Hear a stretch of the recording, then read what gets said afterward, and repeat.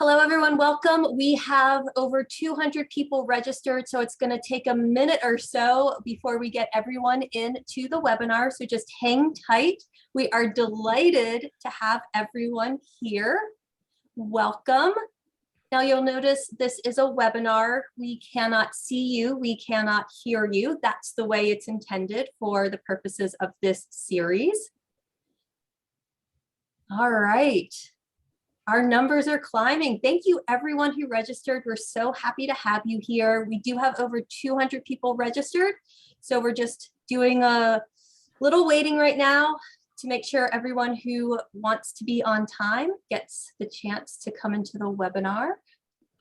Welcome everyone. Can I also add that if you get bumped out by your internet connection, or if you get dismissed from the internet connection, you can always re-enter. Kelly will be here to push you back into the room again. So if something goes wrong on your end, you can get back in.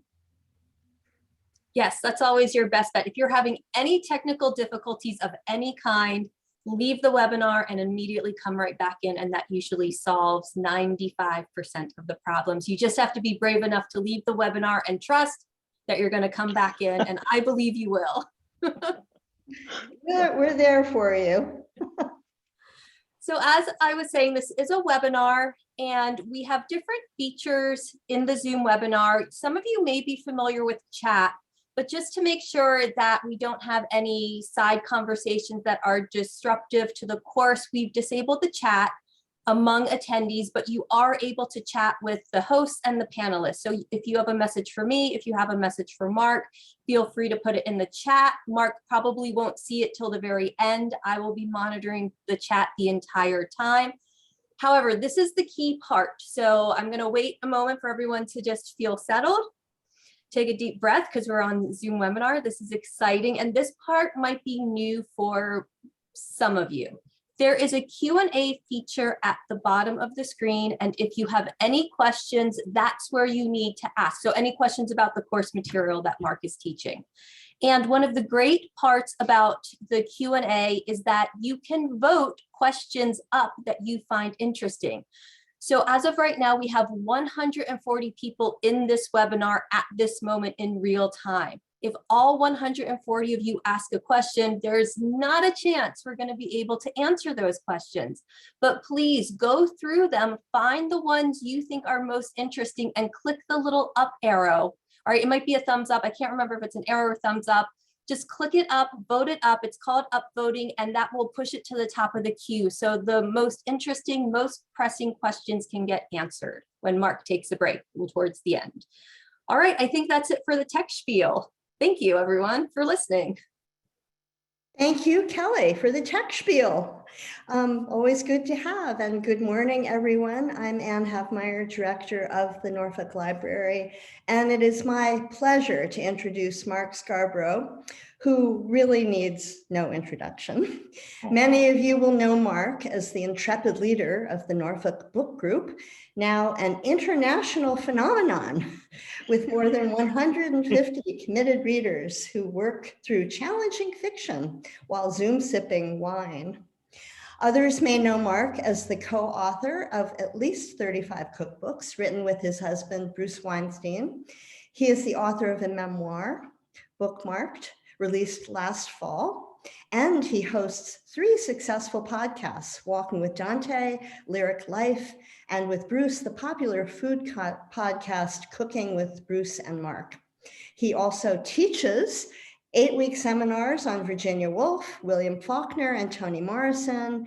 And 2 years ago, he led a series for us here at the Norfolk Library on Bach's Christmas Oratorio. Mark has been featured on outlets like Today, NBC, The View, Good Morning America, NPR's Morning Edition, Fox and Friends, and The Martha Stewart Show. That he now has time to teach this webinar on the Goldberg variations boggles my mind. But here he is. Thank you so much, Mark. Thank you, Ann. Thank you, Kelly, for running this webinar. So I'm going to get started, and I see there's already a question in the Q&A, but I'm gonna hold that. I saw the question, and I'm gonna hold it for just a sec until we get rolling. I think that that question will become self-evident as I go forward today.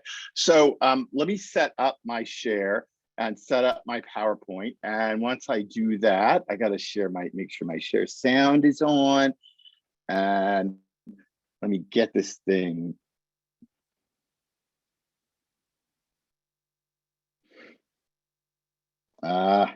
Sorry, having a little bit of technical difficulties. Let me make sure that I'm on.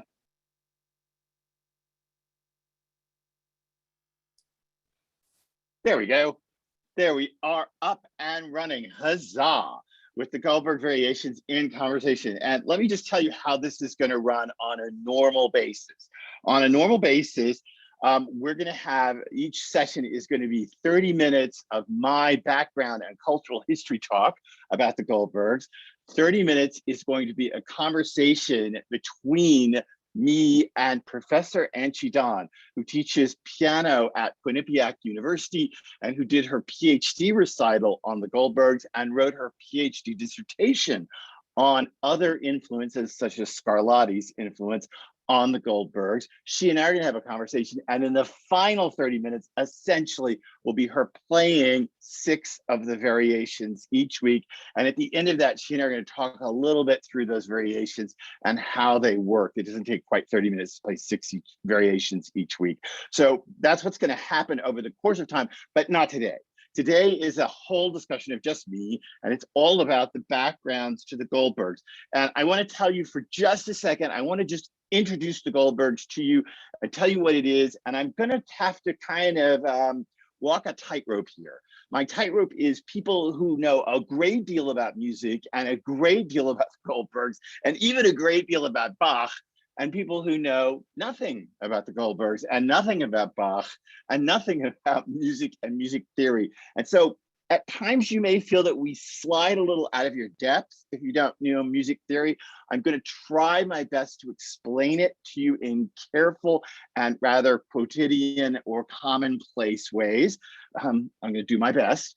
And at the same time, other things will be covered that many of you, if you're musically trained or know a lot about music, you'll find rather repetitive and obvious. But please just know that I'm trying to walk a very thin tightrope here and to talk about this piece. What is this piece? First, let me just say this before we even get to the meat of what we're going to talk about today. The Goldberg Variations is basically, essentially, a song. In the variations, it's called the aria, but we can say a song. It is the song and 30 variations written of that song. It is at times an almost overwhelming piece of music. The Goldberg variations are the summation of Bach's art in many ways. We'll talk about this more today. To complete the Goldbergs, as I've said repeatedly to my husband, Bruce, it's as if Bach did a backflip while playing a hand of bridge. It is an incredibly complicated structure, and it is unbelievably gorgeous. To do that and to show you that, I'd like to just play you a little video of the French concert pianist Alexandre Tarot and Tarot's interpretation. This is a promotional video he recorded for his recording of the Goldbergs, but I think the way he talks about the Goldbergs helps set us up just a little. I'm going to actually play some of this, stop it, move it forward. I don't necessarily want to hear his advertising for his production, and then move on to another part of the video. So just bear with me a little on the technicalities of this.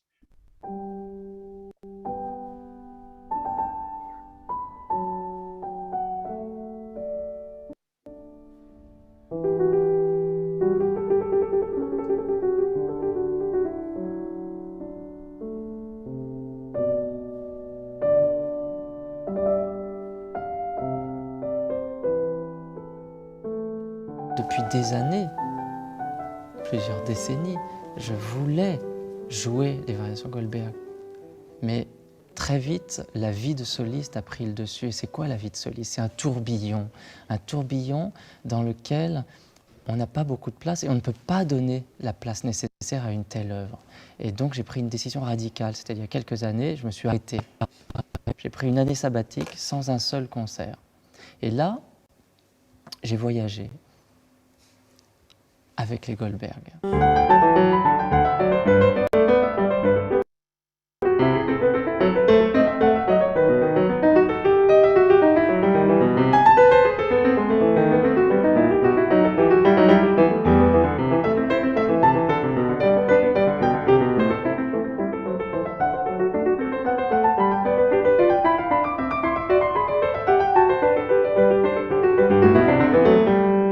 Cette année sabbatique a été assez bouleversante.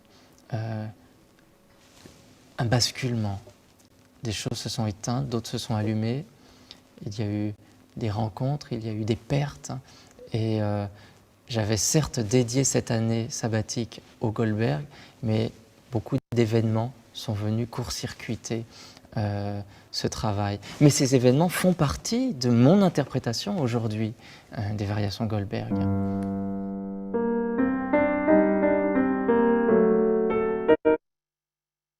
Skipping ahead.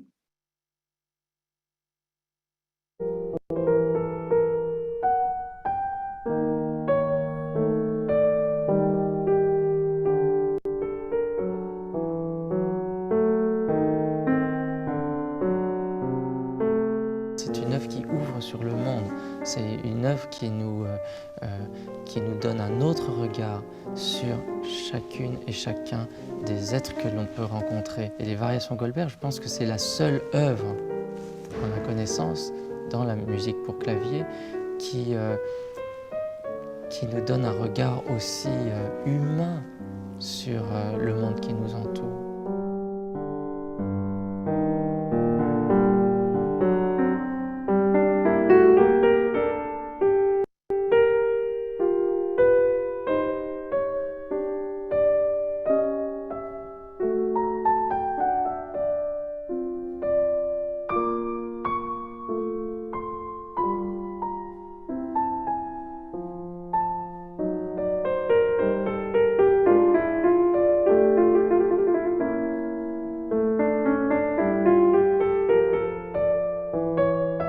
Oui, moi je rattache ces variations à des portraits humains, profondément humains, comme une chaîne de personnes sur lesquelles Bach pose un regard d'une humilité bouleversante, déchirante.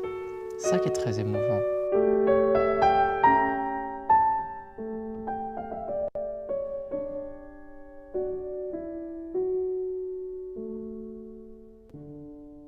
C'est un cycle qui commence par cet aria et qui se termine par le même aria que l'on joue très différemment parce que avec tout ce qu'on a vécu en 1 heure à peu près de temps, c'est un cycle mais qui n'est pas terminé comme tout cycle de variation. Là il y en a 30, on arrive à la fin avec le même thème, on retrouve ce thème du départ. Mais il n'y a pas de fin. Enfin, moi, je ne sens pas de fin. Je trouve au contraire que l'aria finale, et notamment la dernière mesure, même l'ultime note, ouvre, propose un nouveau départ. Et on a envie de recommencer éternellement.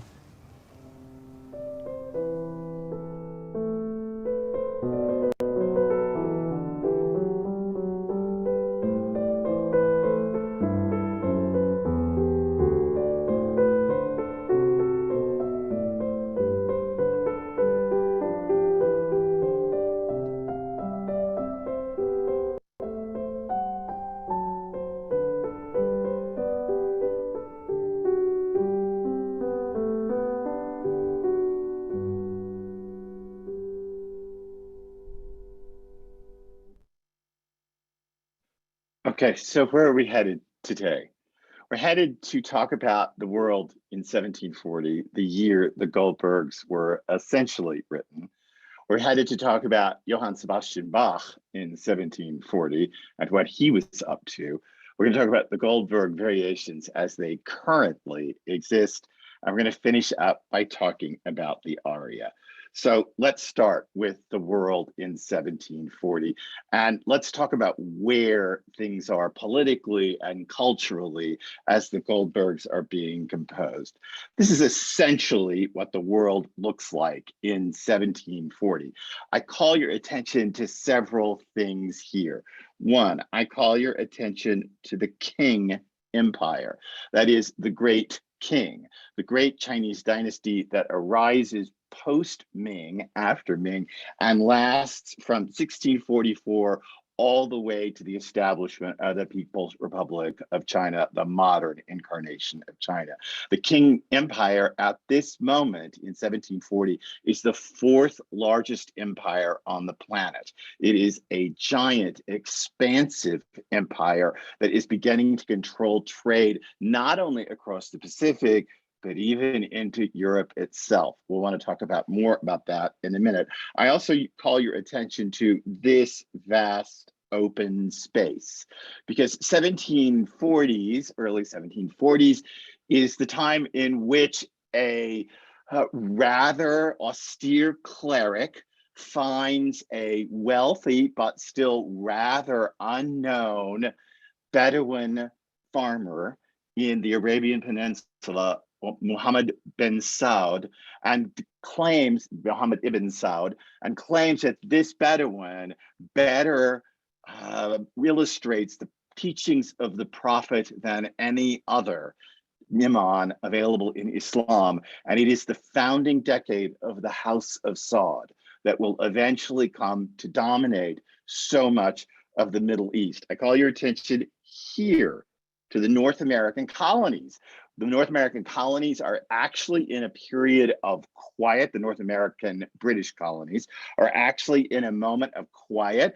Georgia is the final colony founded as a debtor's asylum in 1733. So we're just post the founding of all 13 colonies. The indigenous peoples genocide has slowed up at this point. It's going to pick up in earnest again in a couple decades, but this is an era of relatively peaceful calm amongst the British colonies in the New World. I also call your attention to this mass, which is the French movement across North America. And you'll notice by this point, the 1740s, the French control the Mississippi and its delta, which means that they have found the portage in Wisconsin and the portage that allows them across the Great Lakes and then into the larger navigable river systems of North America, and finally to the Mississippi at that famed portage point in Wisconsin that weighs, what,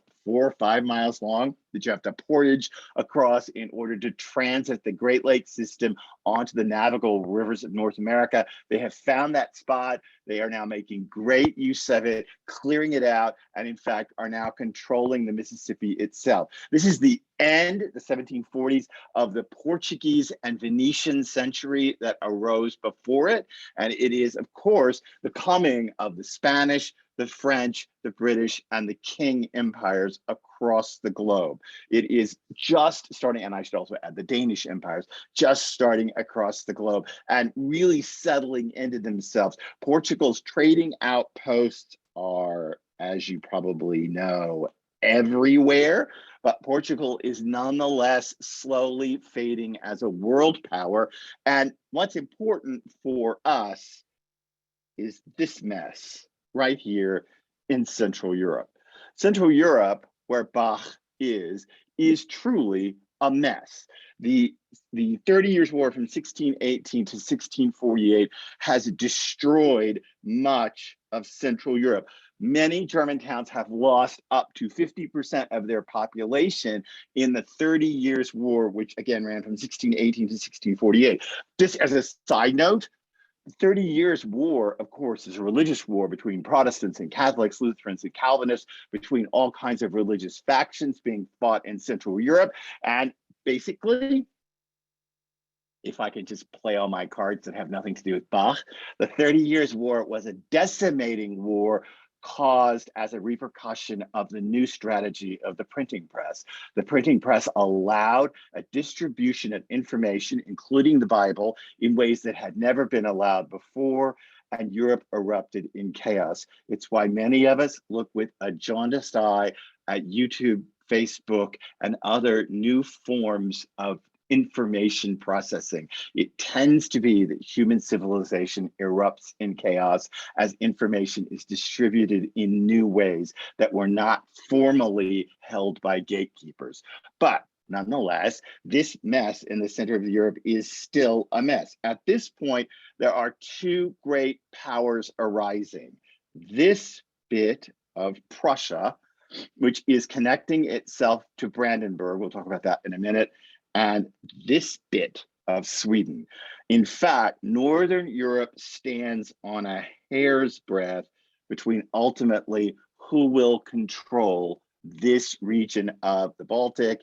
And in fact, Northern Europe, ultimately, as you probably know, Sweden is defeated by the Prussians, and thus Prussia comes to dominate Central Europe. However, the most important thing for us is that in the year 1740, Friedrich Wilhelm II of Prussia dies, and his son, Friedrich II, or Frederick the Great, ascends the Prussian throne.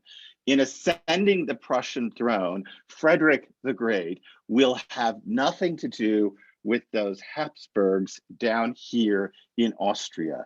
And in fact, it just so happens, at the same time, the Holy Roman Emperor Charles VI dies, and Maria Theresa attempts to rise to the Habsburg throne. At this point, the Habsburgs control the Holy Roman Empire. Frederick the Great will have none of it from Prussia, and so Frederick the Great marches into Silesia and begins what will become a vast conflict that will extend not only across Europe, it will cause the fracturing of the Polish-Lithuanian Commonwealth as Frederick the Great annexes part of Poland from this great nation state, the Polish-Lithuanian Commonwealth, this great confluence of peoples, the Polish-Lithuanian Commonwealth. As you probably know, the 7 Years' War will spill even into North America. There's going to be a battle fought soon after 1740s, during the 7 Years' War in the next decade, on a uphill spot in Quebec City on the Plains of Abraham. And as you may know, if that battle had gone a hair's breadth another way, you and I would all be speaking French now and not English in the United States. But nonetheless, this Frederick the Great, for all of his enlightened Renaissance court, is making a play to control and consolidate this. You'll notice that this, the Holy Roman Empire, is not even drawn in this map because it is at this point fractured into hundreds, if not thousands, of duchies, principalities, fiefdoms, kingdoms, bishoprics. There's even still some remnant papal states in the Holy Roman Empire at this point. It is absolutely fractured apart. And this great Prussian leader, Frederick the Great, is making a play to control it. This is the moment in which the Goldbergs are written. And you should know that Bach's life is early on dominated by the 30 Years' War, by the repercussions from the 30 Years' War. And this outbreak of conflict in 1740 represents a possible descent again to chaos that the 30 Years' War was, which was an unbelievable descent and conflagration to chaos. Again, 50% of many German towns were decimated during the 30 Years' War. There is this fear in Central Europe that Frederick the Great, who is sitting as the Brandenburg elector of the Holy Roman Empire and consolidating power with the Prussian throne, is himself beginning to foment the kind of unrest that will take place. And as you listen to the Goldbergs, you should think always about their serenity. Their serenity is being spoken in the face of a coming conflagration that many fear may be the absolute decimation of Central Europe. Many are rallying to Frederick's side. Many are rallying to the Habsburg side and to Maria Theresa. The French are getting involved. The British are getting involved. Sweden is getting involved. It's all becoming what would be to the Europeans a world conflict. It's not the world, of course. The King dynasty and the House of Saud and all that sit out away. But nonetheless, it is moving toward, at least in a European sense, a global conflict that is happening. That's the world in 1740, such as it exists, as the Goldbergs are written. We should think that in 1740, since I am such a lit person, you should know that 1740 is the year that a writer, Samuel Richardson, publishes his bombshell book, Pamela or Virtue Rewarded, an epistolary novel considered a leading light of the novel form itself. It's the exact year that Richardson publishes Pamela. This is important because it is the coming of the novel in Europe, and we'll talk about this more in future weeks. There are ways in which you can see the Goldberg variations as the novel form in music. But we'll talk about that in the future. Just a few years after the Goldbergs, Henry Fielding will publish the great novel Tom Jones, the novel that so much affects how Western readers read, and that itself is the furthest development yet of the novel and the shift toward the kind of novels most of us now read, realistic hero's tale, which is, if you think about it, right there is a conundrum, a realistic hero's tale, but nonetheless, we'll just leave that as the riddle it is. It is the 1740 are the years in which a young Benjamin Franklin, here painted from, I think about 1748, I think. A young Benjamin Franklin begins publishing Poor Richard's Almanac in the colonies. Poor Richard's Almanac is agrarian and agricultural journal, which will become a political tool of Franklin's views. He is starting to publish that to incredible success, not only in the colonies, but back in England itself. It is becoming a smash hit, as you probably know. He'll publish that through 1758 and really become one of the leading light intellectuals from the New World because largely of Poor Richard's Almanac. It is also 1740, the year right before Georg Friedrich Handel writes The Messiah. So The Messiah is 1741. The Goldbergs are being written in 1740, possibly into 1741 in that era. So again, Handel, Bach's great rival, is on the scene and writing. And I should add, we'll talk more about this in a bit, Bach is known as a performer. Handel is known as a composer. And the difference between the two is incredibly important.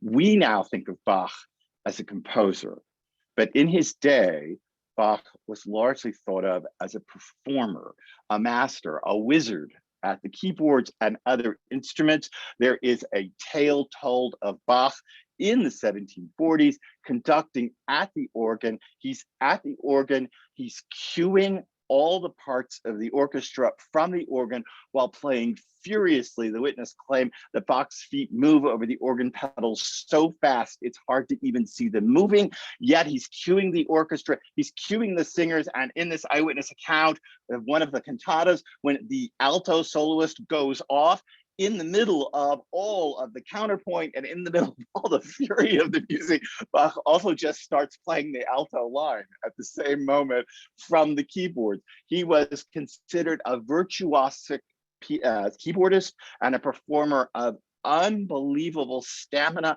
and unbelievable ingenuity. We'll talk more about that in a moment. And not necessarily as a composer in his own day. It is here in the 1740s, at the end of Bach's life, that he starts to be thought of more and more as a composer. This is the same moment in which an Italian painter, Giovanni Battista Tiepolo, is starting to create his giant canvases. We're going to want to talk more about this in weeks ahead, and the aesthetic of the word is the Baroque, and the aesthetic of the Baroque and how that aesthetic works its way into the Goldbergs and how the Goldbergs push back against the aesthetic. But when you think of the Goldbergs, you should think of Richardson, Fielding, you should think of a young Benjamin Franklin, you should think of Tiepolo, and you should also think that it's a time of great change.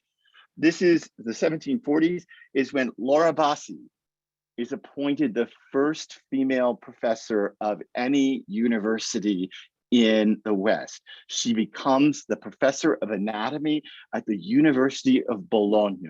She passes what we would now say is her dissertation, her doctoral dissertation, and gets an appointment at the University of Bologna, and eventually becomes professor of anatomy and experimental physics in the 1740s, 50s, 60s, and 70s.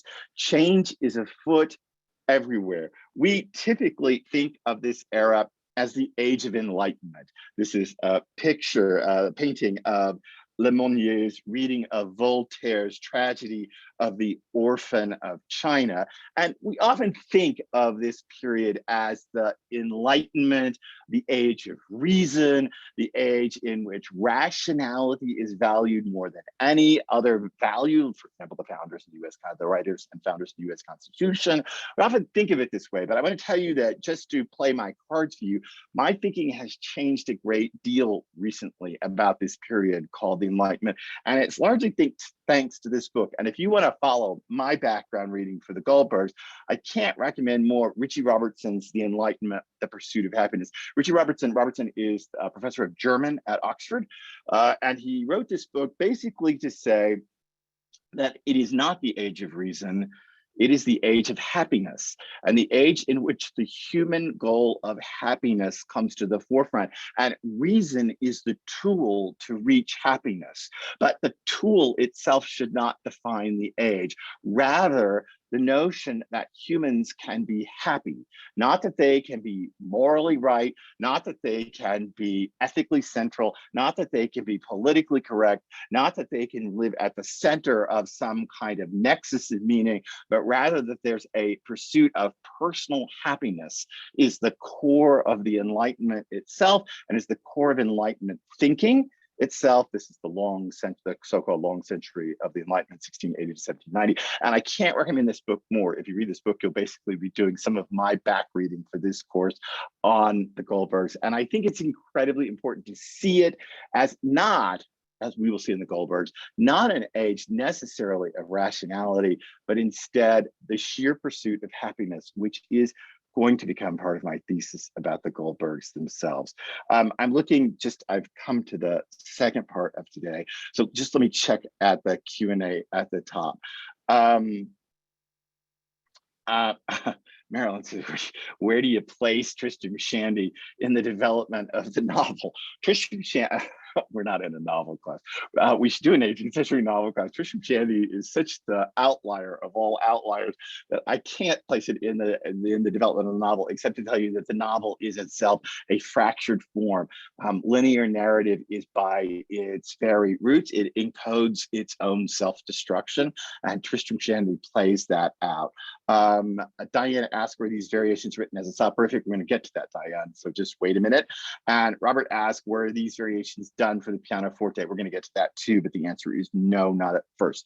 There's a reason why we say that now, and why we're going to hear them on the piano, but we'll get to that today. Let me get there from here. Okay, so let me talk about Johann Sebastian Bach in 1740 and where he is.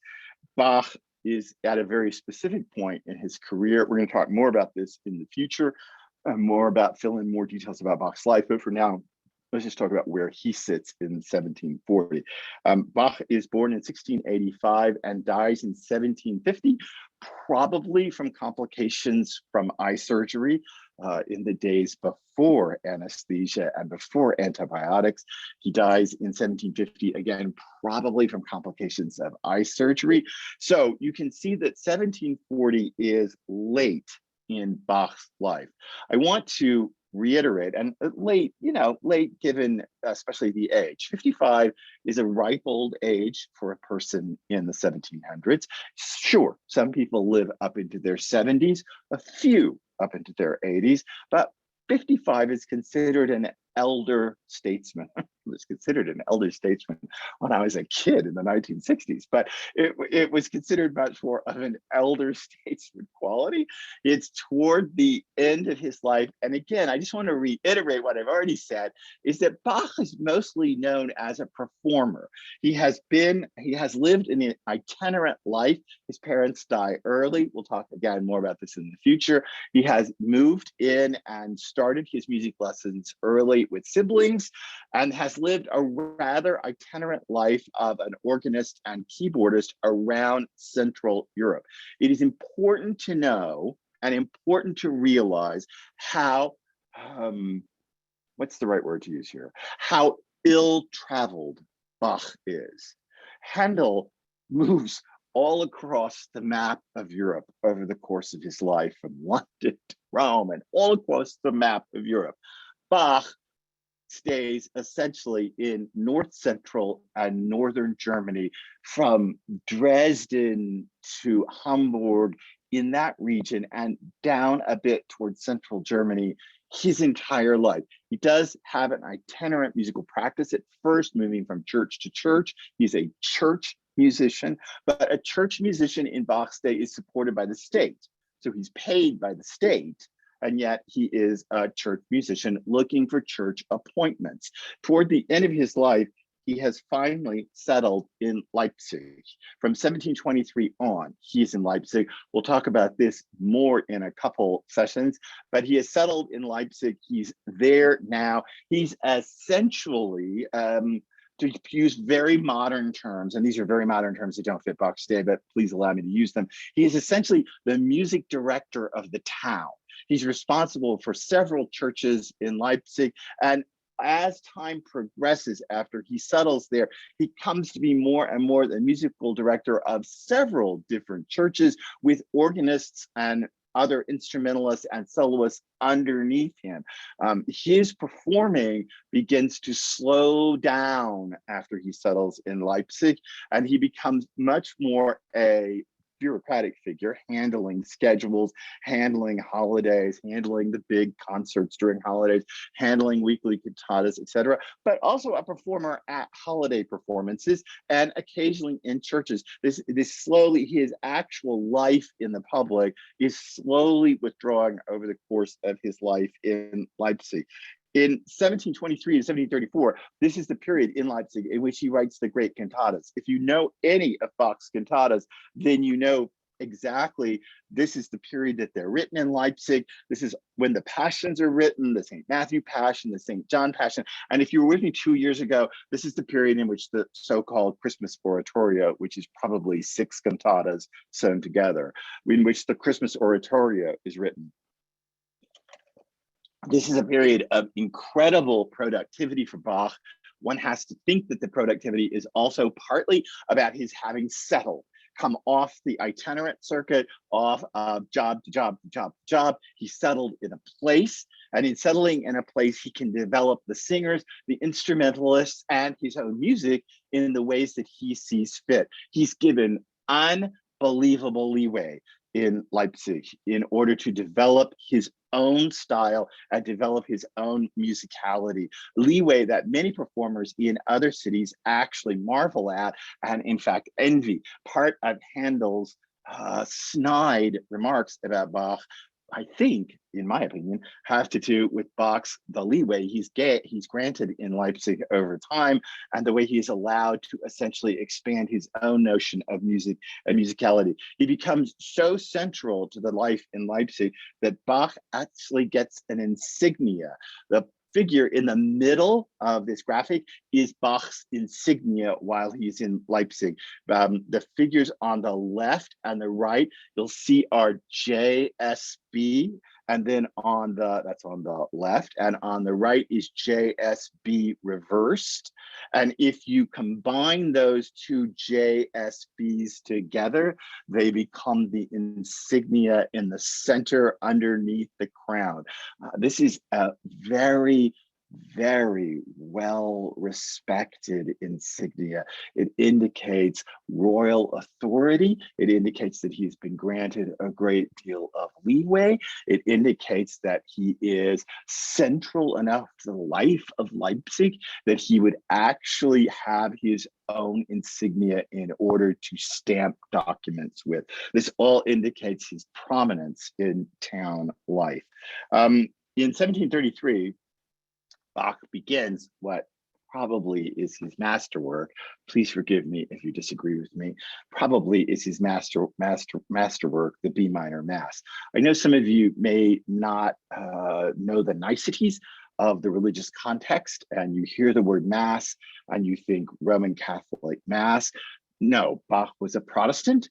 He was an austere Protestant, a proud and absolutely, what do I want to say, a proud and firm Protestant. But that doesn't mean that the churches didn't write masses, that is, services with set liturgies. And this B minor Mass, he begins in 1733 writing the first Kyrie of the Mass. A Kyrie is the Greek phrase found inside the Latin Mass, Kyrie eleison, Christe eleison, Lord have mercy, Christ have mercy, which is found inside of the otherwise Latin texts of the Mass. And he begins the Kyrie, the Lord have mercy, at 1733, and it will take him years to complete the masterwork of the B minor Mass. And the slow progression on the B minor Mass over years shows us exactly the time that Bach has. He has the luxury of time. How do I say this? I run a podcast on Dante, Walking with Dante. I have always wanted to, I've taught Dante in my past. I've always felt like I had to hurry with Dante in the comedy. I've always felt like the comedy eluded me at all turns, because even though once I got 17 weeks at 2 hours a pop on the comedy, I was still having to rush. And I've always wanted to just slow walk with the comedy. And Bruce and I have reached a place in our cookbook writing career where I have the luxury of time, and I can actually settle in to Dante's masterwork comedy and slowly take it just a few lines at a time. I think we're almost a year and a half into it, and we're just passing the halfway mark in Inferno. So take it at a very slow rate and let the poem slowly unfold. This is analogous position to Bach's. That is, he has been afforded the time to explore more fully the dynamics of his art. He also has begun to accrue royal patronage. In 1736, he becomes the royal court composer to Augustus III, the King of Poland, in the Polish-Lithuanian Commonwealth. This is automatically telling you about Bach's position in the world is coming up, because Augustus III is a Catholic and Bach is a Protestant, and yet he is the royal court composer to Augustus III in a time when Catholics and Protestants murdered each other regularly. So he is crossing a religious boundary and becoming the royal court composer to Augustus III, and Bach seems to settle in to a much more formal life. Bach eventually will be invited to Frederick the Great's court. Frederick the Great will hand Bach a series of notes, not a terribly complicated series of notes, a series of notes, just a musical line, if you know the terminology, a musical line, and he will tell Bach to compose a fugue on the spot, which Bach will do. Compose an unbelievably elaborate and insane fugue and other works basically on this small musical line that Frederick the Great hands him. You could see that although he is starting to be known as a composer, royal composer to Augustus III, he's still thought as a virtuoso at the keyboards themselves. In 1739, just before the Goldbergs, Bach completes the second volume of the Well-Tempered Clavier, the great piano study work of multiple voicing. We'll talk more about this in future lessons. We'll have multiple voicings inside of one piece, and what that means, and what that kind of multiple voicing looks like. But this is when the second volume of the Well-Tempered Clavier is completed in 1739. And by the 1740s, Bach has relaxed enough that he is composing in what is now called the stile antico, the antique style, the old way. Bach is in the 1740s actually rehearsing an older way of making music, a multiple voiced, the technical term is polyphonic, a polyphonic musical strategy that is slowly passing away as we make this slow move toward more romantic music. If you know anything about me, you know that I believe that there was Mozart, and then there was a 200-year mistake, and then there was Stravinsky. So we're starting to move into that mistake of romanticism, the lush Brahmsian, the lush Mendelssohnian compositions, but this is already starting at the end of Bach's life. And he is busily reworking parts of the St. Matthew Passion, the St. John's Passion, busily working on the B minor Mass. He is taking compositions from people in his own age and also from people in the age before him, like Palestrina. He is recomposing them all in what is now called the stile antico, this multi-voiced polyphonic way of writing. Again, what do I mean by polyphonic? I mean that there's a line of music that runs along, and after a few beats, that line, the same line, is repeated. And after that, a few beats, maybe the same line is repeated. But the important point here, you can think of row, row, row your boat as a round. Row, row, row your boat, and the way people join in with the same song, the same tune, after several measures each. The important thing here is not necessarily the lines of music, although it is. It's what happens when the harmonies clash here. In order to listen to Bach, you have to open your brain up to the stile antico to be able to listen both vertically and horizontally at the same moment. And one of the things that's so amazing about the Goldbergs that we will discover is that these lines of music are mostly performed in the right hand of the piano. So the right hand is often performing the polyphony, the multiple voices. The left hand of the piano is doing its own thing. It's down there being a crazy bassoon solo. It's down there being a thumping bass out of a jazz club.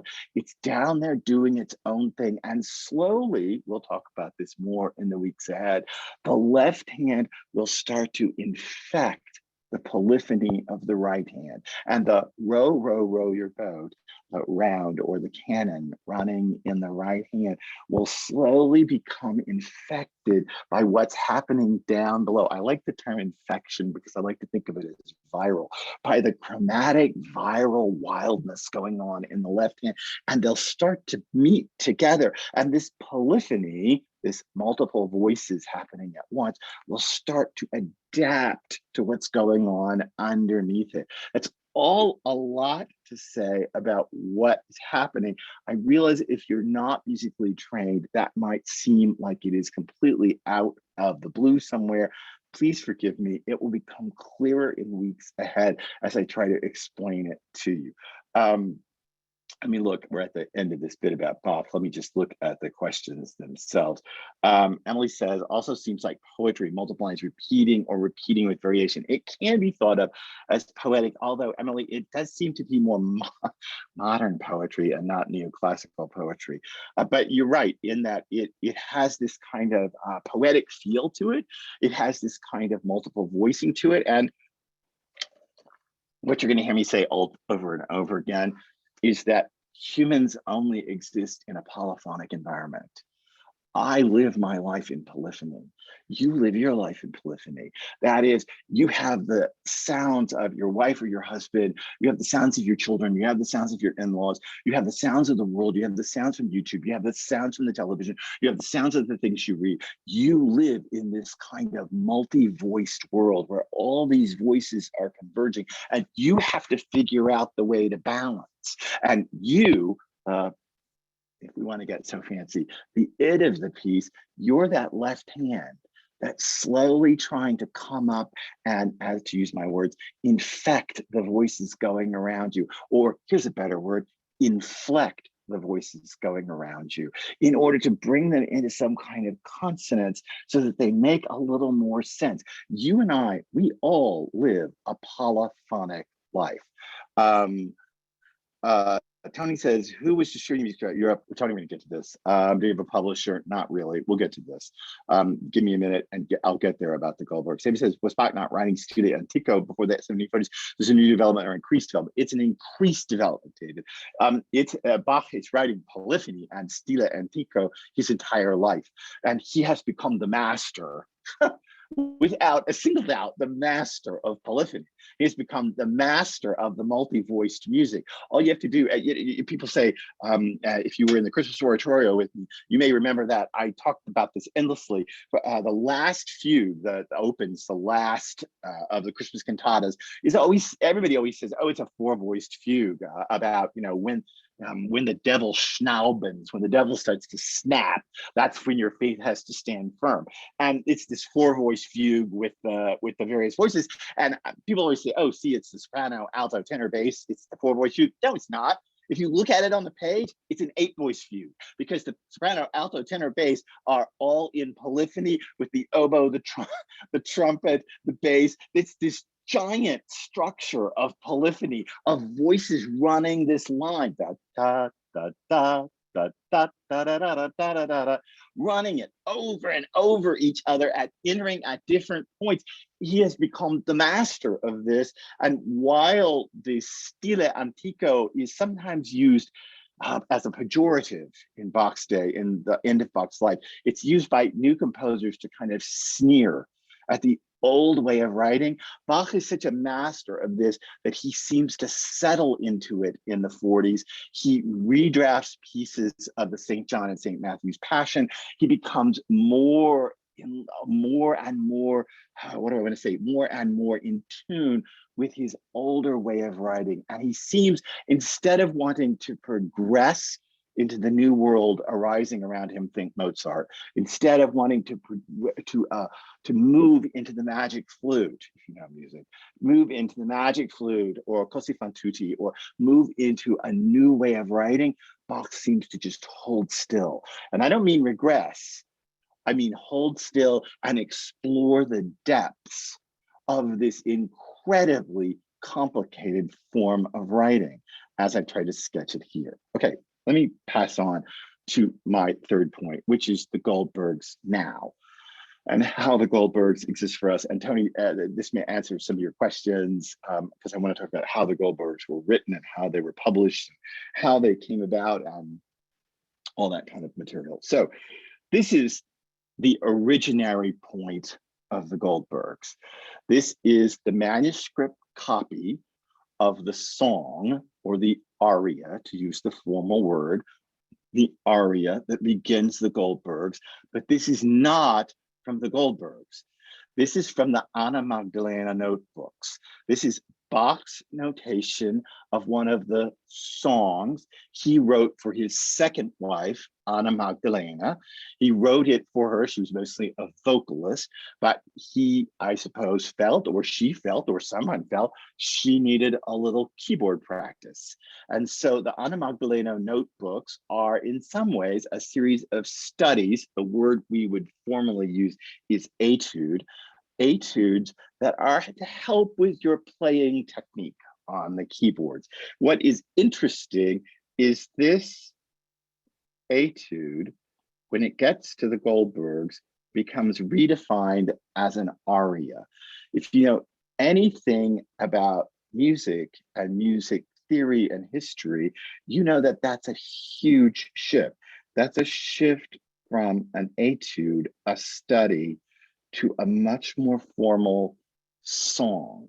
So not a school piece, but instead a finished, elaborate song. It's the same piece of music in the Goldbergs, but it gets picked up from the Anna Magdalena manuscript and set down now as the aria that opens the Goldbergs. It is the first thing you hear is this song. We're going to want to talk about it in a bit. We're going to get to this song. I'm going to play a recording of it, and I want to talk through this aria or this song with you. But it's what starts the Goldbergs themselves. And this is what's so fascinating, is that the Goldbergs start with a piece that Bach wrote before. There's a lot of scholarly debate about whether this aria, this song, is Bach's or whether he's copying it from someone else or borrowing it from someone else. I think most scholars, I was doing a bunch of reading about this yesterday, and I think most current music historians think that the aria is unique to Bach, that it is his composition.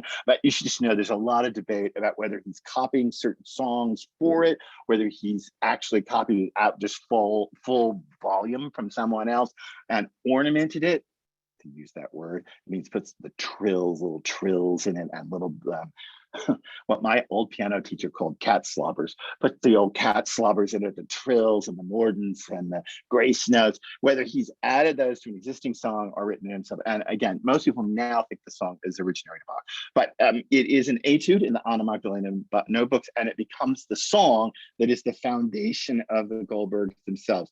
Unlike most of Bach's music, the Goldbergs are published.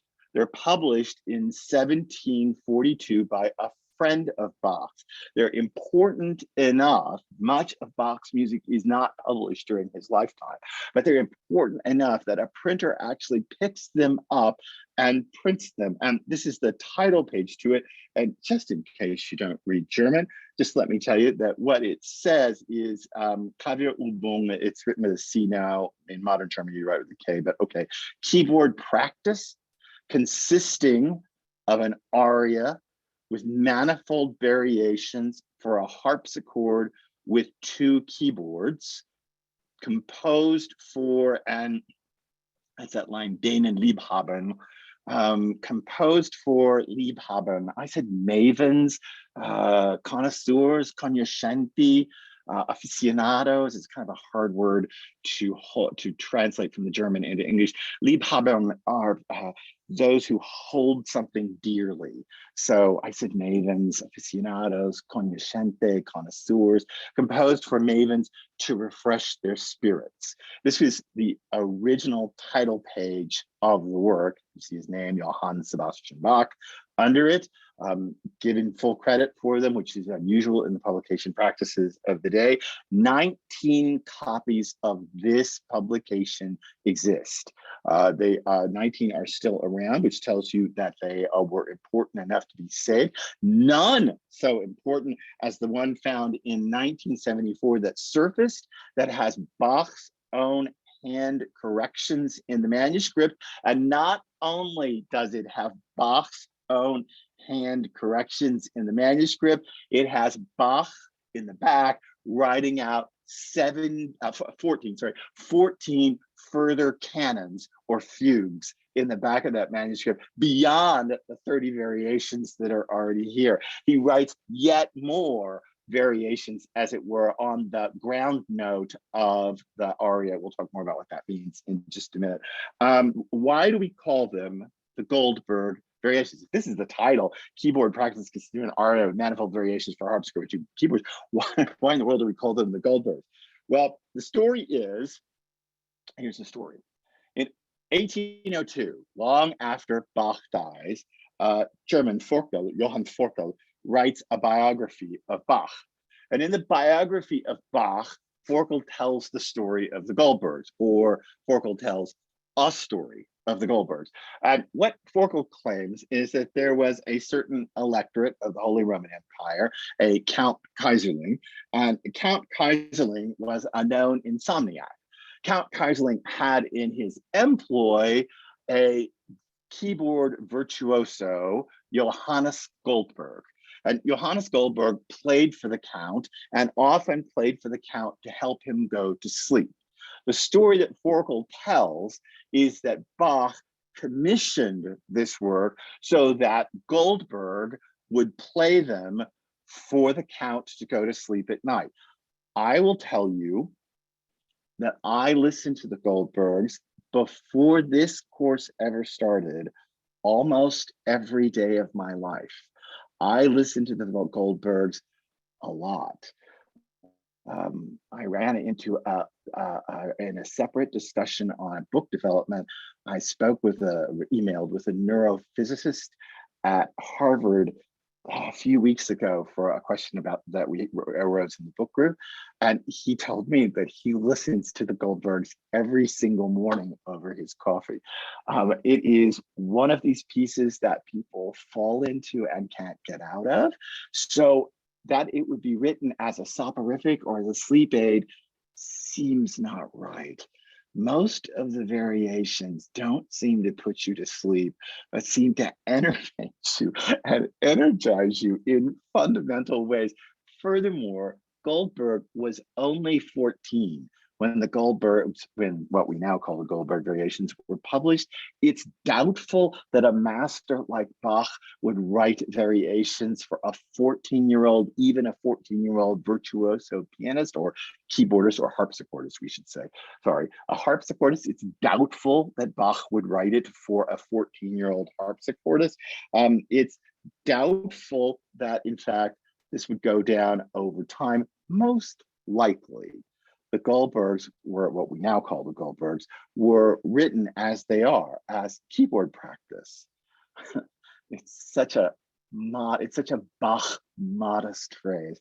Keyboard practice. I think that's why Tarot at the beginning spoke of Bach's humility. Keyboard practice with an aria and variations, because that story about Count Kaiserling, and apparently Forkel claimed that Kaiserling would say, "Play for me my Goldbergs, play for me my variations each night and fall asleep." It sounds great. It's long after Bach's death. And not only that, Bach has by this point rather fallen out of favor in European composition. By the time Forkel writes his first biography of Bach, by the time the big first biography is written by Forkel in 1802, and it just seems rather atmospheric, to say the least. As I tell you, Bach fell out of favor. He became, for a very, very long time, Bach's compositions in the 19th century, kind of the provenance of, or the province of musicians, of virtuosos, of the in crowd, but wasn't terribly well known. It is true that Beethoven said, of course, Bach's name should have been Ocean and not Stream, because you know German. Bach is German for stream, and that his name should have been Ocean, not Stream. It's true enough. It is true that when Mozart first heard Bach, Mozart was undone with the absolute virtuosic polyphony that goes on inside the pieces. All true. And yet at the same time, Bach himself, as a performed artifact, had largely fallen out of favor, partly because so much of it wasn't in print, partly because it still existed in church libraries in Leipzig and other places, partly because it wasn't available, and partly because it's antiquos, it's old style, it's an old way of writing in the face of Beethoven's Fifth and Beethoven's Seventh and Brahms' First Concerto. It's distinctly an old school way of writing. Nonetheless, it had its admirers. When Brahms's mother died, Brahms played the Goldbergs obsessively for over 3 years as a way to salve his soul over the death of his mother. He became absolutely immersed in the Goldbergs. And if you know anything about Brahms, you can actually see quotes of the Goldbergs appearing particularly in the piano concertos. There are 3, 4, and 8 note quotes of the Goldbergs throughout much of Brahms's piano concerto work, because he claimed that it got him over the grief of his mother. Why? Because, as we'll see, the Goldbergs move across the spectrum of human emotion. We're going to get to a point where one variation of the Goldbergs ends in this incredibly sad place. The right hand on the piano will seem to be drifting higher and higher The left hand will be drifting lower and lower. They'll end miles apart on an open fifth, and it will feel as if we have hit a moment of lonely despair, a moment I'm sure you felt in your life when it's just space around you. When, to use Emily Dickinson's words, I and space ringing here. That it's just this emptiness. And the very next variation we'll enter is a French overture full of life and glittery chandeliers and a party going on in a French overture. Imagine Versailles and the Hall of Mirrors. That comes right after that, open despair. They move throughout this kind of wild register of human emotions, as we'll see. Robert Schumann, in his short, brief, and productive life, Schumann wrote variations of the variations. He himself composed many variations of Bach's own variations from the Goldberg variations and used them as a way to whittle his talent, to increase his ability to understand different lines of music moving at the same time. But all of this is still a connoisseur's game. All of this is still a cognoscente game. All of it is still for, as it were, the true musicologist. Bach's Goldbergs don't, of course, you know this, don't move into the modern idiom until a Canadian pianist named Glenn Gould records them. Glenn Gould, born in 32, died in 81.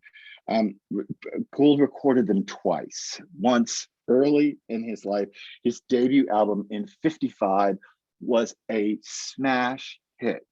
For a classical recording, it sold over 40,000 copies in the first 5 years of its existence. Gould then recorded the Goldbergs again at the end of his life, 1 year before he died. That sold between 81 and 2000 over 2 million copies of that recording. Smash hits for classical recordings. And Gould himself brought the Goldbergs into common parlance. You'll notice that it's being played on a piano with Gould. Same with Brahms, same with Schumann. The harpsichord itself had fallen out of favor as an instrument. And the piano forte, the piano, as we call it now, the piano had become the instrument of choice for keyboardists, well, and the organ, but the piano had become the keyboard of choice, particularly for concert players. There are all kinds of problems of playing the Goldbergs on a piano. Let me illustrate the problem. Well, you'll see much more of this when Professor Don joins us. The problems are that when you have a keyboard, you can, a harpsichord with two keyboards, you can move your hands like this. You can move your hands up and over themselves as you play, or you can reverse your hands and move them like this on a keyboard, on the two keyboards of a harpsichord. When you drop it down to one keyboard on a piano, you're playing like this. You're now playing on top of each other on the keyboard. It becomes, and this is why it is now firmly a piece in the piano's repertoire, it becomes a tour de force for a pianist to pull off, because you have to literally work against the physical space of your body. You have to work against the physical space of your fingers to play it on the keyboard. The keyboard also has the ability that the harpsichord doesn't. It has the ability to have very lyrical moments. It has a resonance to it. There is no reason to think that Bach wouldn't approve of the Goldbergs being played on the piano. There's no reason to think he would approve of it. He did die with a piano forte amongst his effects. We know he had one, as well as several harpsichords, including lute harpsichords and more standard harpsichords. He had several harpsichords. And as you know, probably, harpsichords work by plucking strings or feathering strings. Pianos work with hammers on the keys. One of the things that happens to the Goldbergs over time as they move from a harpsichord piece to a piano piece is their speed picks up. A piano is capable of much greater flighty speed than a harpsichord is. And the piano allows the performer to absolutely blow the socks off the thing. There's also a resonance and a lyricality in the piano that make the piece on the piano seem even more human than the harpsichord does. And again, the harpsichord has in some ways fallen out of favor. Just, I see there's some questions, so just let me get through this and then I'll get to them. You know, if you're going to talk about Gould, it's really important to talk about Rosalind Turek, the United States concert pianist Rosalind Turek. It is really Turek who, in some sense, it is Turek who took over from, who bequeathed Gould his playing of the Goldbergs. Turek played the Goldbergs her entire life. Underneath her, you can see a copy of Glenn Gould's score for the Goldbergs and what Gould did to his scores of the Goldbergs. But Gould only pointed to Turek as his model. And Turek, it's an interesting story about Turek. She was a renowned Baroque keyboardist and a renowned Baroque musician. But she recorded them late in her life. We'll talk about this later.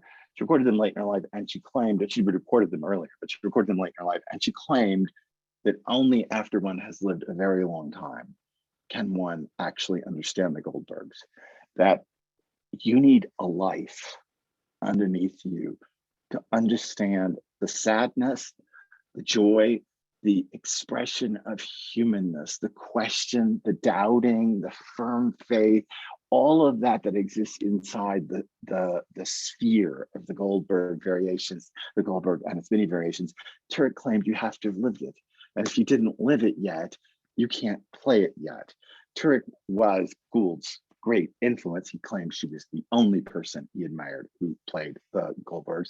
And it's worth your time to go look at Rosalind Turek's recordings of the Goldbergs as you go through this class with us. And there's another person that we're going to talk a lot about, and that's Dan Tepfer. Dan Tepfer is a jazz pianist, and Tepfer has written the variations of the variations. Tepfer made a fabulous recording several years ago called Variations/Variations, in which he plays each of the variations and then he does jazz riffs off of them. They are astounding. Some of them he plays backwards. Some of them he plays inverted. We'll talk about what that means later. Some of them he plays in various ways. Some of them he plays just as a jazz musician, riffing off what Bach is already doing, which is riffing off the main aria. So he's riffing off it further. We'll talk about Tepfer in future weeks. Okay, before I get to the aria itself, let me just check the questions themselves. Francis says, can we see the score online in order to follow along with the performance? And the entire score says, no, Francis, you can't. You have to buy it. You're welcome to buy the Goldberg variations. You can get it on Amazon. You can get good editions of it, not so expensive. You can find some that are downloadable, but I would really recommend you stay away from them. They're often from pirate sites from China and Russia. I would really tell you to stay away from the downloads, the score. But you can get a score anywhere, and you're welcome to follow along. Variations did this fracturing of borders of Europe over the 1700s drives some of the polyphonic style of the variations. Am I overthinking these? No, it's part of it. It's part of the incredible movement toward polyphony in literature, in art, in Tiepolo, in how canvases are being created. It is this attempt to, from a unified whole, a more Catholic and papal state-controlled Europe, into a diverse and fractured nation-state system. It is part of what drives polyphony forward. Diane says, what clefs are these written in? Can we save that? Can I save that, Diane, until future bits? I want to talk about key and all a little bit today and clefs, but just a little, and I can get it to you. I find that they seem to restructure. Mark says, I have been listening to them for more than 55 years. I find that they restructure my brain synapses. I listen. Yes, Mark, I totally agree. They do. They change me. Listening to the Goldbergs changes who I am. It makes me more human. I don't know very many things that I can point to. I can point to Botticelli paintings. Don't laugh at me. I can point to Jackson Pollock paintings. I can point to some Henry James. I can point to Mrs. Dalloway. I can point to the Goldbergs. These things make me more of a person They make me understand the human condition. Jim Shasper said, were Wanda Wandowski's recordings earlier in the literary century on harpsichord not popular? I don't think so. Where Wandowski's recordings not popular. There are plenty of people doing it on the harpsichord now. Let me just say, Jim, there are plenty. In fact, if you go out to Spotify today, you'll find people doing it on a harp. You'll find people doing it in jazz ensembles. You'll find people doing it with string quartets. You'll find people doing it with wind quartets. Bruce and I just listened yesterday to a Renaissance recorder quintet doing the Goldbergs with the bassoons that have to be stood on the floor because they're so gigantic. And you stand and play the bassoon and have to stand it up on the floor because it's 8 feet tall. We watched a performance of it last night with this Baroque wind quintet.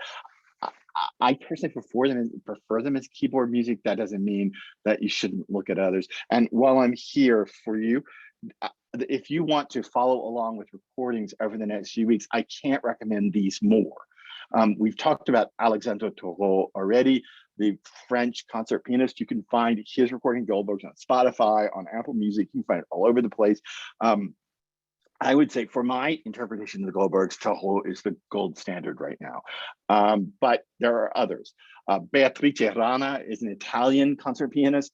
Rana's interpretations of the variations are really interesting. Let me just tell you how the variations work. Basically, every variation is divided in half. There are two parts, a part A and a part B of the 30 variations. Well, this is even true of the aria at the start, but there's a part A and a part B.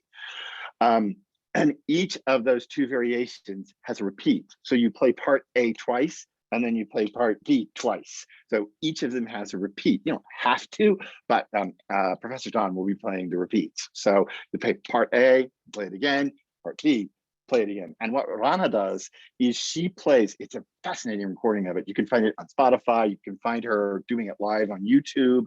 You can find Beatrice Rana a lot of places doing it. What she does is she plays the first time through each half very mechanical. The notes, if you know what this means, the notes extremely separated. It has a very almost mechanistic feel each time. And then the second time she goes through it, each half is very lyrical. If you know what these words mean, she slurs phrases. In other words, she walks notes into each other to connect them. She uses all kinds of dynamic changes. She adds more ornamentation the second time through. The second time through is much more lyrical each time. The first time through is much more mechanistic. Each time, the first time is, or maybe think of it this way, the first time through each half is a technical tour de force. And the second time through is much more of an emotional tour de force. She's great.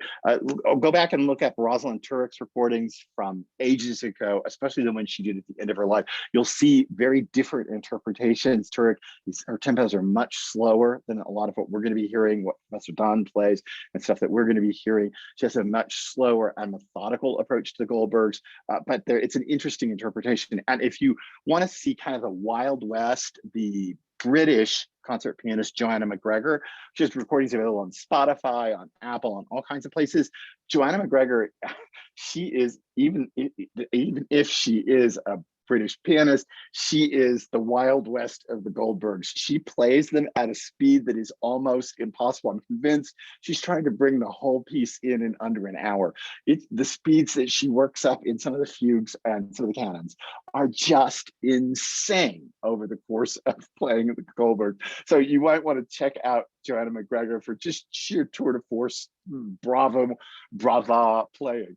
And then there's Dan Tepfer, who I already mentioned, who's the jazz pianist who does the variations on the variations. So these are great recordings to look up over the next few weeks. You can look them up. Essentially, Professor John is going to play 6 a week. So you could be ahead of the game and hear the 6, or there's 2 ways to do this, or you can wait for us to do them with Professor Don. And then over the course of the week ahead of that, if you want to really go deep, then you can listen to them in various other people's recordings besides Don and let them kind of sit with you. Either way, if this is your first time through the Goldbergs, kind of choose the way that fits you, either to have heard them in advance and then hear Don play them and us talk about them, or wait and listen to them in the course and then find yourself a good recording of them or several recordings and listen to them. Okay, so let me talk in the time we have remaining about the aria. And I know we're in 5 minutes over. Just give me 5 minutes to do this and get the aria done. This is in other words, the song that starts the Goldbergs. Here's the music to this song, and I'm going to want to play it for you. I'm going to play a recording of Daniel Barenboim playing it, but I want to talk you through this aria for just a second. This will seem a little musical, please forgive me, but the aria is written in the key of G. This will become important to us. Don't worry if you don't know what that means. This will become important to us in a minute.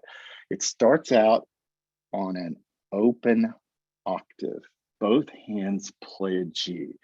And that opening with both hands playing a G, we don't actually know what key it's in as a musician. It could be in G minor, it could be in several other keys, but it also opens the piece and it starts in a kind of open space. There's space between those notes without chords filled in. By the second beat, the chord is starting to form. And if you know music, don't worry if you don't. If you know music, this is a G major chord. So by the end of that first measure, where that first line is, we've established, oh, we're in G. And watch as Barenboim plays it, because this is the movement of all of the Goldbergs.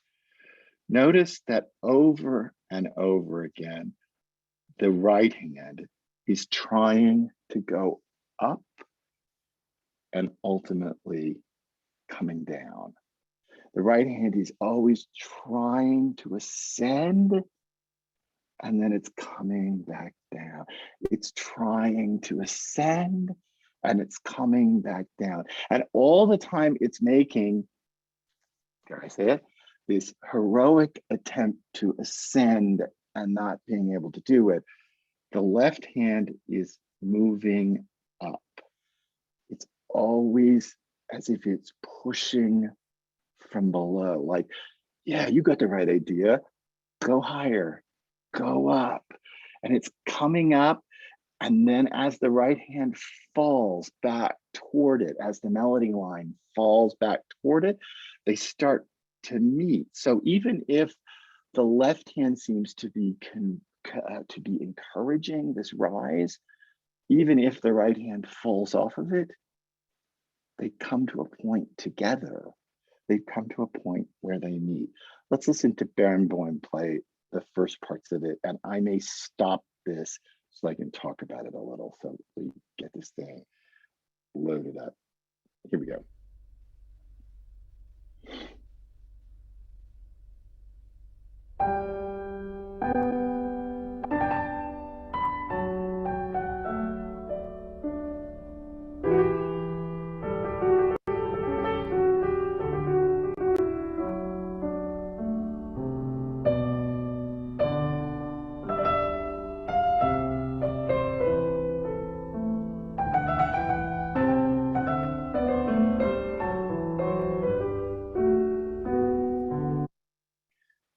This is almost heroic. It's I'm falling, da da da da da da da da da. It's that I'm falling and I'm going to try to get back up there, but then and fortunately at exactly where we began, but I'm going to end there even despite my attempts to get up.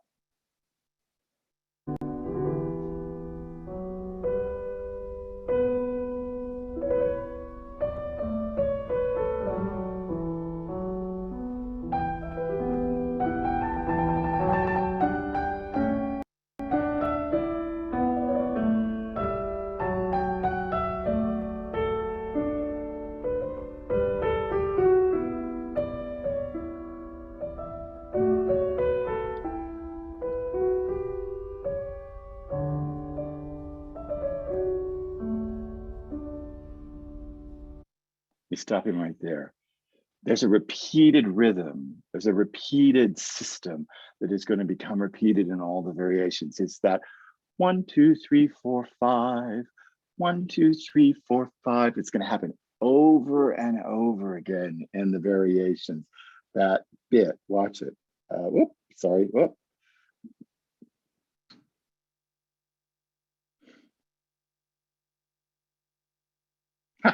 Oh no, now I seem to have lost it. Wait, let's see if we can't load it up again.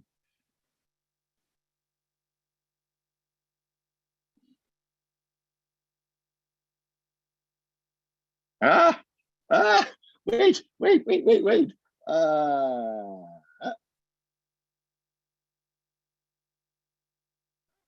Good grief, sorry.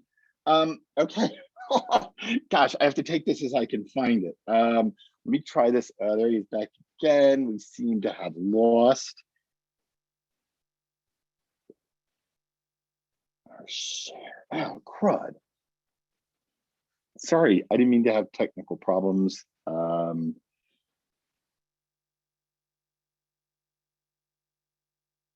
It seems to think that I'm farther along than I am.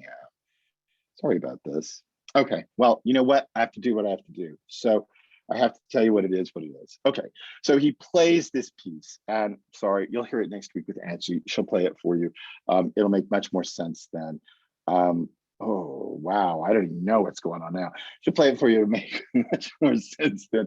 But it's gonna have this constant movement up and down and up and down and over again. It's gonna try to rise and then fall. And this is the whole, this right here is the whole first half of the movement. It comes all the way down to, on the third line, there's a repeat bar, and that's the first half of the movement itself. And then after, in the third line, there's a repeat bar right before the last bar. There it comes.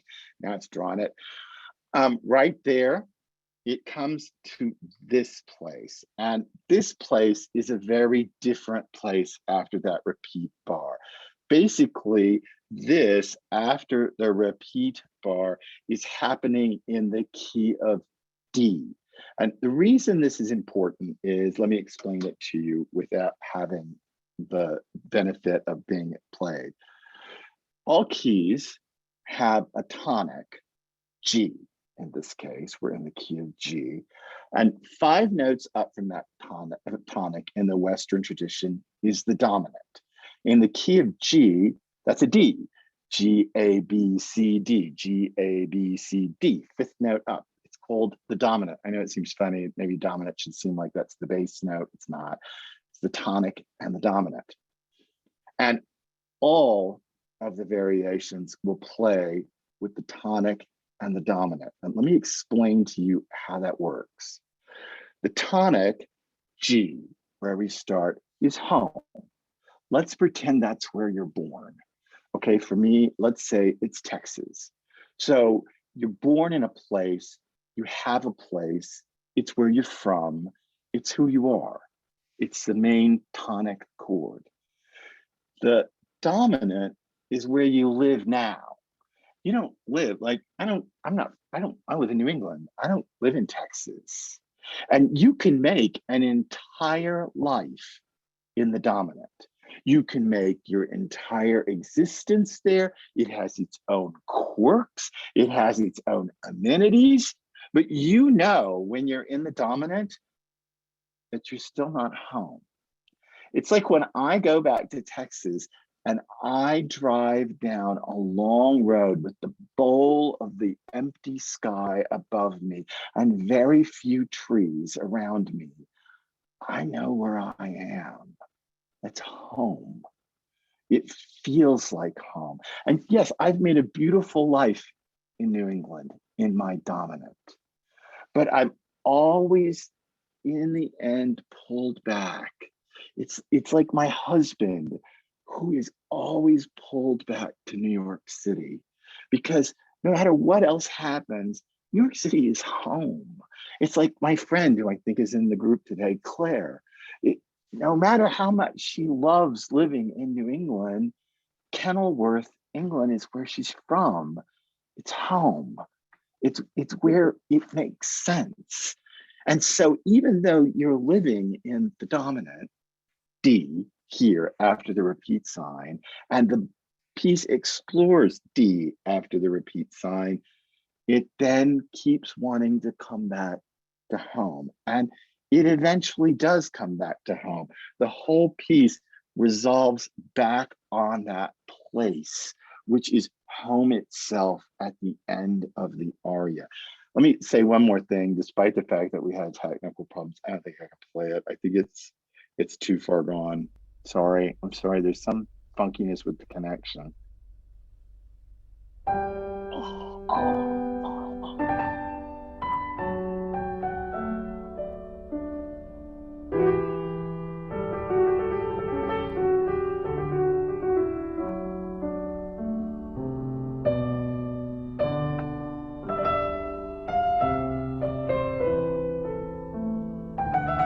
Feel that?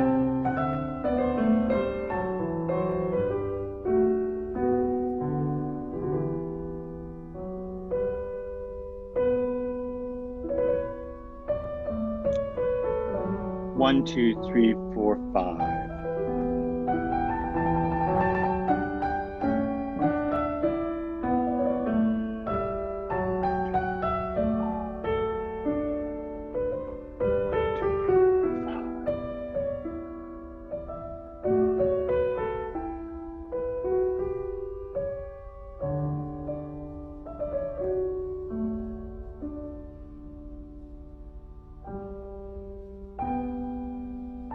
It's going back and repeating.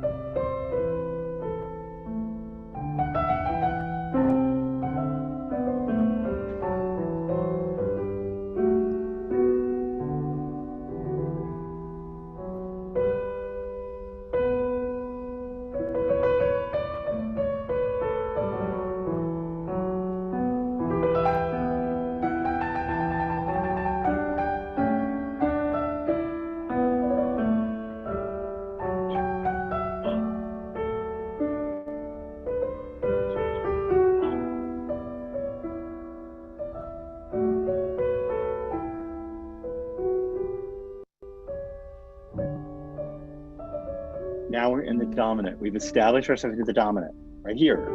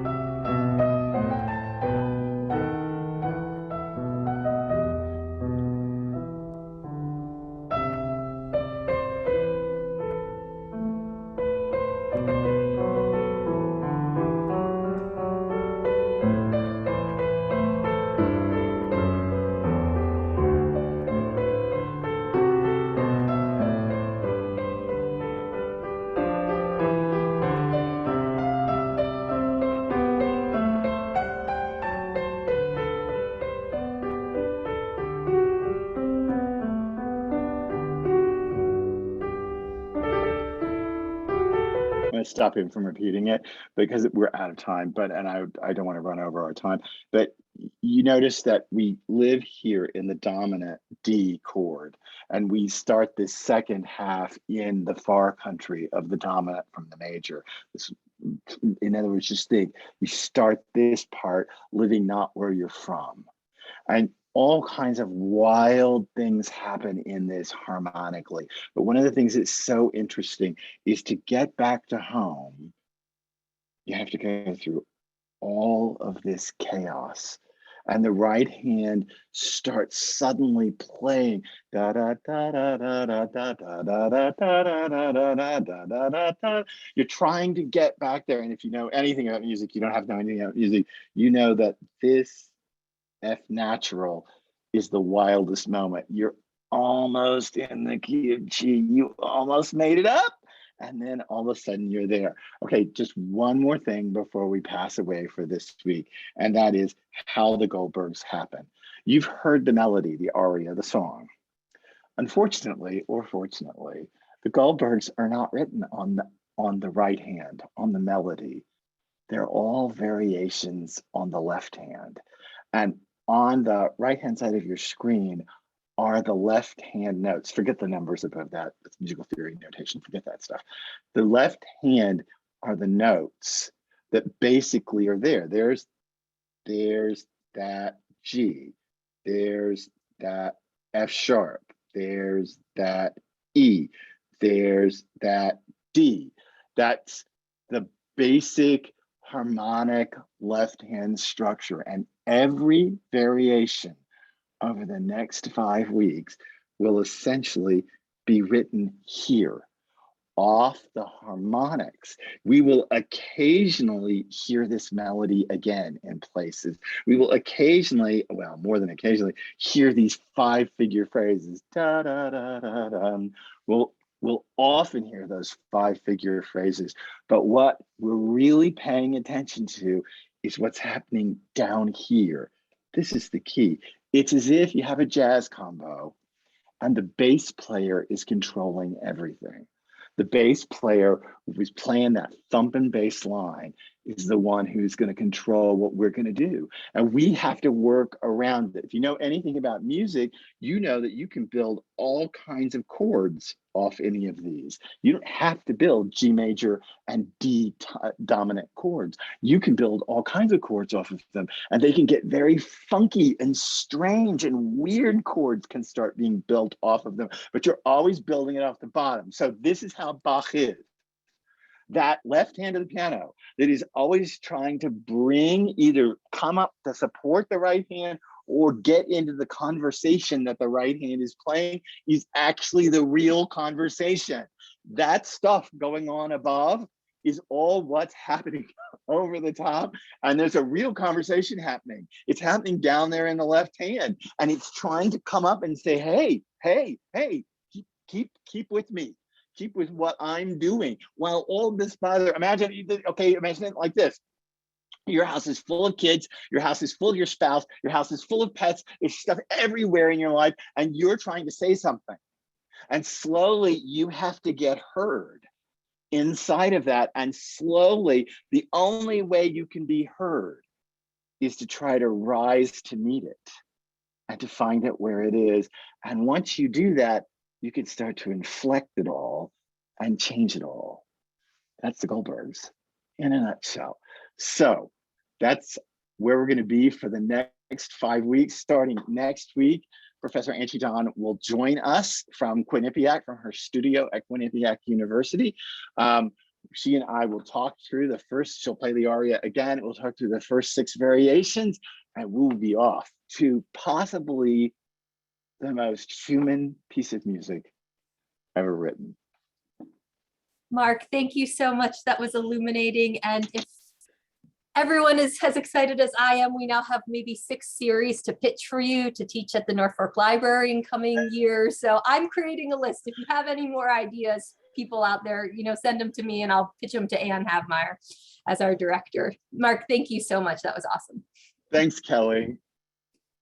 Yes, I don't know, Mark, if you can see that you're getting a lot of love in the chat right now. So. Oh, well, thank you. Thank you very much. Come back next week, because next week it's going to get wild and hairy and crazy. And I'm going to talk about the concept of variations and why variations are such an intriguing construct. And I'm going to talk about that. And then Angie and Professor Don and I are going to talk about what she's about to play. And then she's going to set off to the first 6 variations. Yes, and everyone who's registered, you will be getting a reminder email, so don't worry about having to dig through your inbox. And if that's it, I'm going to end the webinar. Everyone, have a great day. Bye-bye. Thank you. Bye.